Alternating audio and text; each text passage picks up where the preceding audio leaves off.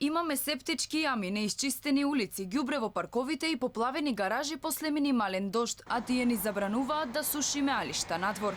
Жителите на Ѓорче Петров бурно реагираат откако општината ја измени одлуката за комунален ред, со што го направи прекршок сушењето алишта во некои делови од приватните домови.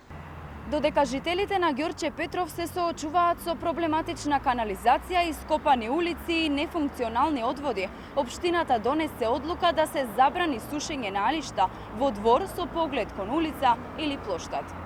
На луѓето не им е јасно каде би сушеле алишта ако не на нивните тераси. Општината се уште не ги реши проблемите со дивите депонии, паркираните автомобили на тротоари, минималната сигнализација и уништувањето на парковите со цел градење згради, ама затоа воведе забрана за сушење алишта, која во овој период е тотално непотребна, обвинуваат граѓаните. Има работи што да се зафатат улиците да ги измијата. Еднаш не се помина улиците. Погледнете го паркот.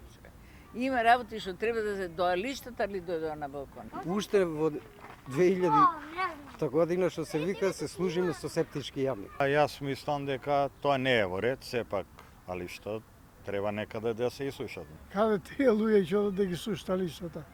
Немат перални, немат ова, кој знае какви. Тоа не е вред. Ама ние приоритетни работи, канализации, патишта, ете парков овдека треба исто да се уреди. Објавувајќи ја новата измена на законот за комунален ред, градоначалникот Александар Наумовски препорача да се почне со поблаги мерки, за да може доследно да се спроведуваат прописите, пошто најде на остри критики, но и шеги на социјалните мрежи.